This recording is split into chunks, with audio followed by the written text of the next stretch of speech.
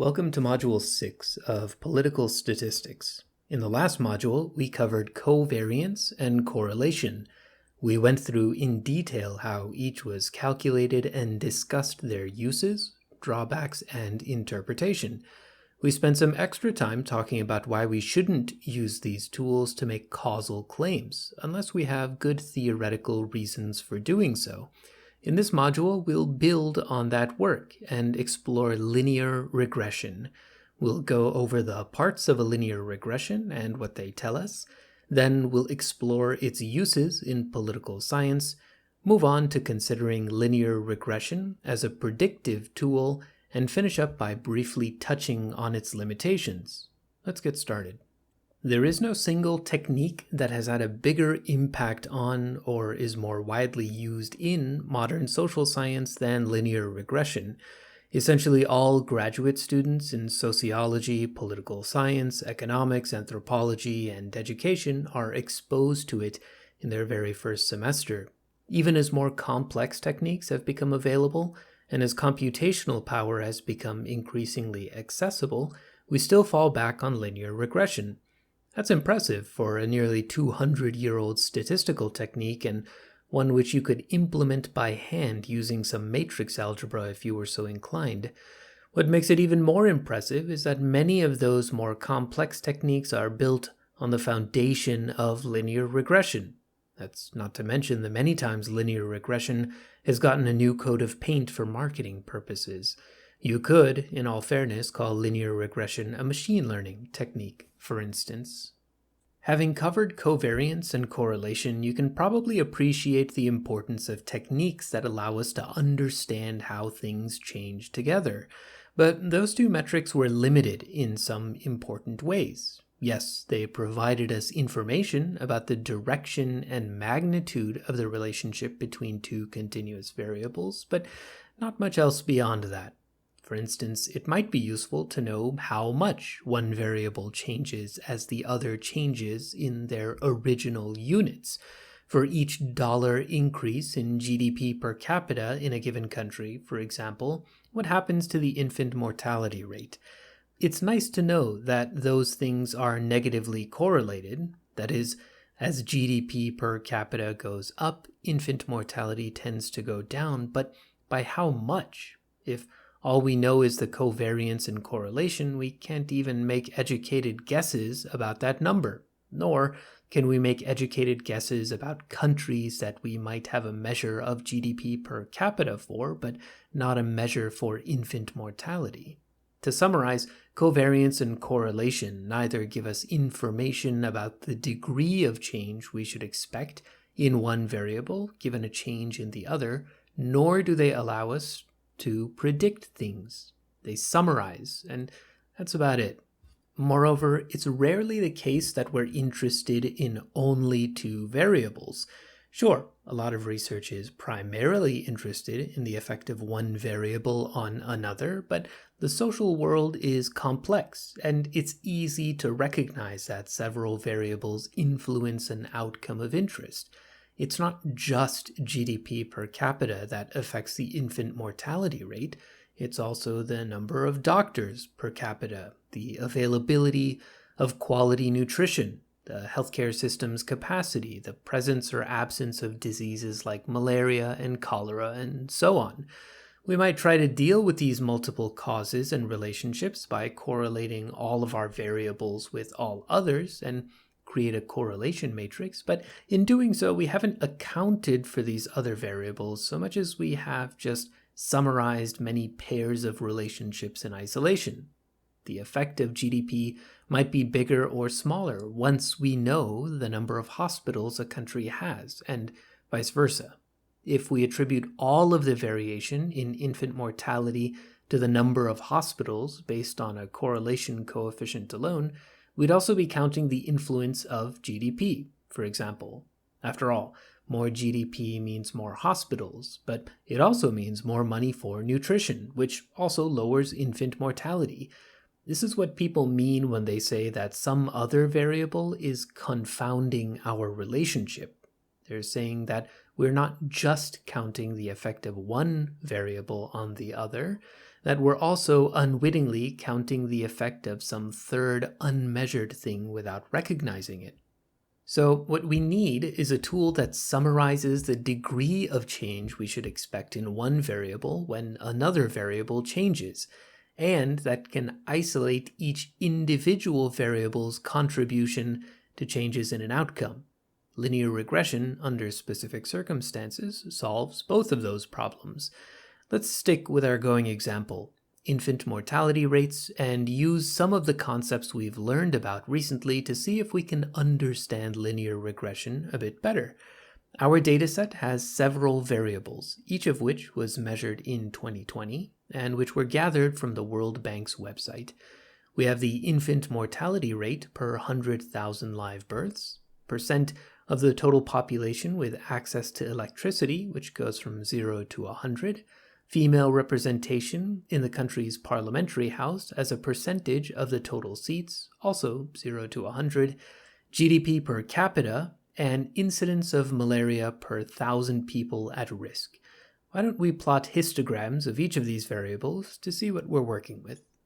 Unsurprisingly, we have many misbehaving variables. GDP per capita, no surprise there, given our history with its bigger sibling, raw GDP. Access to electricity and incidence of malaria are also highly skewed. Lots of countries have full access to electricity, while lots of countries have essentially no cases of malaria. Not many mosquitoes in Algeria, it seems. So before we find correlations, let's clean up these variables a bit. Let's log base 10 transform GDP per capita and infant mortality rates, and then center and standardize each variable.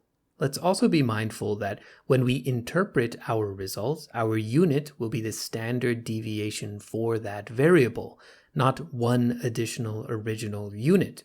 For example, once we've centered and standardized our variables, we'll interpret a 1-unit change in infant mortality not as one more infant death in 100,000 live births, but rather as one standard deviation change, which in this case is much bigger. Finally, it seems that a lot of the interesting variation in the electricity and malaria variables is between those with full access to electricity and those with less, and those with no malaria cases and those with some. So why don't we create some binary variables for each of those and keep them in our back pocket for now. Next, why don't we see what our pairwise correlations are for this dataset? That is, what's the relationship between each pair of variables? On the lower triangle of this chart, we see scatter plots of each pair. On the upper triangle, we see the correlation coefficients, and on the diagonal, we see the density plot, essentially a continuous histogram for the given variable. Each row and column is a variable, so if we want to know what the correlation is between, say, infant mortality and GDP per capita, we'd find the GDP column and infant mortality row. Wow, negative 0.86. That's a very strong relationship. And if we look at the inverse, the GDP row and infant mortality column, we'll find the scatter plot of those two variables. Clearly, these two things move together. Other variables seem highly influential as well. Access to electricity and prevalence of malaria are quite strongly negatively and positively associated with infant mortality, respectively. Great, so now we've caught up to what we've learned so far in this class. But to move forward, we need to move back a little bit. In the last module, I offhandedly mentioned on making a scatter plot that I could have drawn some lines and seen which one looks like a good fit. That wasn't just idle banter. That, in this case, is exactly what we want to do. And if you took algebra in high school, you're probably familiar with the equation that describes a line. Y equals mx plus b, where y is some outcome, m is the slope of the line, x is some predictor variable, and b is the intercept, the y value when x is equal to 0. In truth, that's a really helpful place to start with linear regression because, in essence, that's what we want. We want some function that, if we tell it x and y, will tell us the slope of the best fitting line and where the intercept is. Let's take just two of our variables and see that in action. We'll plot GDP per capita on the x-axis and infant mortality on the y-axis. These are our transformed, centered, and standardized variables. Then, we'll fit a linear regression to these values and plot the resulting line. And yeah, that's a good line. In fact, it's not just a good line, it is the best line. Let me clarify. If we wanted to measure how good a fit a line provides to our given variables, we'd need some way of quantifying how close that line got to the points. One way to do that is to ask, how far is each point on the y-axis from the line? And since, as with variance, we want to punish the line that has lots of points really far away, we'll square that distance so that 1, our distance measurement is always positive, and 2, further away points are penalized more than closer points. Then we could just add up all of those distances, and that would be a good measurement of how good our line is. We're minimizing the squared distance between points and the line. We want the least square distance. That's why simple linear regression is often called ordinary least squares. And in fact, when we fit a linear model, OLS finds the line with the absolute smallest square error. It is the best possible line that we could have fit. Moreover, like correlation, we can infer some things about the relationship between our variables by observing the equation of the line. In R, we can do this by fitting our model and printing out summary statistics. R will give us some important information in turn. First, it'll tell us what the estimate of our coefficient is for GDP per capita. This value, negative 0.88, is the m part of mx plus b. Since it's negative, we can interpret this in a similar way to the correlation coefficient. As GDP per capita goes up, infant mortality goes down on average. But unlike correlation, that number also tells us something about the magnitude of the change. When the log base 10 of GDP per capita goes up by 1 standard deviation, the log base 10 infant mortality goes down by 0.88 standard deviations. Remember, our units matter. And again, with correlation, we have estimates about how certain we are about that relationship. If we look at the standard error, it'll tell us that our estimate might be off in either direction by about 0.04. That's a pretty small band of error, and that relationship is pretty strong. Linear regression has helped us move beyond just talking about the magnitude of a relationship and put us back into talking about it in the context of our given units. And there's more, though this benefit might not be so obvious at this point. Let's keep GDP per capita the way it is, but use raw infant mortality numbers to illustrate this other benefit. We'll replot our data, fit a linear model, and plot the line again. Remember, we've changed the unit of infant mortality. We're not looking at standard deviations any longer. We're looking at raw numbers per 100,000 live births. Note that in this chart, our linear regression line hits the y origin line at some positive number.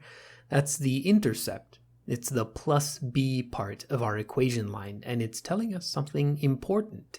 Note that even for countries with the highest GDP per capita, infant mortality rates are sadly not 0. But since our GDP per capita variable is centered, meaning the average value is 0, the intercept of this line tells us, on average, what the infant mortality rate is for countries with the mean GDP per capita. And if we didn't center our GDP per capita variable, it would tell us what the average infant mortality rate would be for countries with exactly 0 GDP per capita. Our interpretation depends on how we transformed our variable. But one problem remains. This is still just the relationship between two variables. Luckily, we can extend this tool in a conceptually simple way.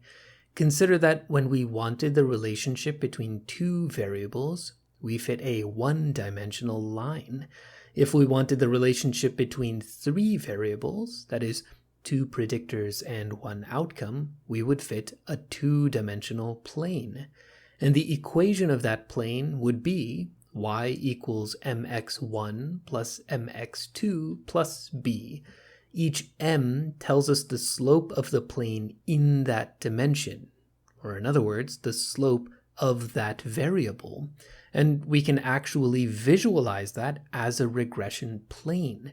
Each point is an observation in the x, y, and z axes, and the regression plane is the plane that minimizes the distance from all points to that plane in the outcomes axis.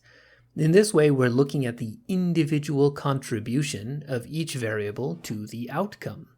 That's what people mean when they say they want you to control for something. They mean make it irrelevant to the analysis of your two variables of interest. This is one way to do that. Likewise with three or more variables. For three predictors, our equation would be y equals mx1 plus mx2 plus mx3 plus b.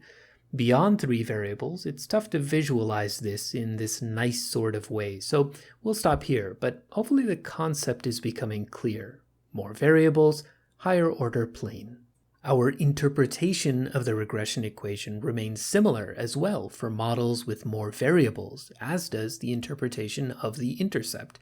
Let's go back to our well-behaved, centered, and standardized variables and model infant mortality, y, as a function of GDP per capita, x1, and female representation in parliament, x2. Our summary of that model tells us a few things. First, notice that the coefficient on our GDP per capita term went down a little bit, from negative 0.88 to negative 0.86. It has a smaller effect once we account for female representation in parliament. Otherwise, substantively, that variable stays the same. With one standard deviation increase in the log base 10 GDP per capita, we would expect the log base 10 infant mortality to decrease by 0.86 standard deviations. Likewise, for each standard deviation increase in female representation in parliament, we would expect a 0.09 standard deviation decrease in the log base 10 infant mortality. This seems like a weaker relationship in two respects. First, the coefficient itself is smaller. Since we centered and standardized all our variables, they're more easily comparable in this manner. Moreover, our uncertainty is high. Our standard error is about 0.04, which is quite large when you consider that the effect itself is only 0.09. Finally, our intercept tells us what the average value of infant mortality would be for a hypothetical country that has exactly 0 GDP per capita and 0 female representation in parliament. Remember, since we centered our variable, 0 means the mean, not absolute or true 0. So the intercept is telling us what log base 10 infant mortality might be for a perfectly average country, or at least a country that has average values for GDP per capita and female representation, given our dataset. And as if all of that weren't cool enough, there's something more. We can use our linear model to predict values of our outcome for cases that weren't in our original dataset, as long as we know the values of the other predictor variables. After all, we have a good estimation of the relationship between these variables in the form of our equation. Last I checked, you can just plug values into your equation and get some predicted output. So let's do that. Let's take our original dataset, remove 20% of the observations randomly, fit a linear model on the remaining 80%, and then use that model to predict the held back 20%. Of course, our model will be a little less accurate since it won't have access to all of the data, but that's a price I'm willing to pay if I'm more interested in making accurate predictions as opposed to looking at coefficients all day long. I'll also use all of our variables, but instead of using raw electricity and malaria variables, I'll use the binary versions we've been holding on to. Once I've done all of that, I'll plot the actual values for our 20% on the y-axis and our predicted values for the 20% on the x-axis. If our prediction is perfect, we'll see all of the dots line up along the diagonal. That is, if the actual value was 0.5, our predicted value would also be 0.5. And you know what? That's not bad. Not perfect, but not bad at all. The machine has learned something, and I've done my part to bring Skynet into existence. Let's round this exploration of linear regression out by grounding it in politics. Linear regression is so powerful a tool that it can be dangerous if we're not careful. Keen viewers will have noted that throughout the course of this presentation, I never said that an increase in GDP causes lower infant mortality. That's for a few important reasons. First, like correlation, regression doesn't handle feedback loops or measurement errors or systematic biases or nonlinear relationships very well. But more importantly, we didn't approach this analysis with a theoretical grounding. It's not that I believe the relationship between GDP per capita and infant mortality is spurious in some way, or that it's arbitrary. Quite the opposite, in fact. I'm almost certain that the wealthier people are, the likelier their children are to survive childhood, and that access to wealth is causal in important ways.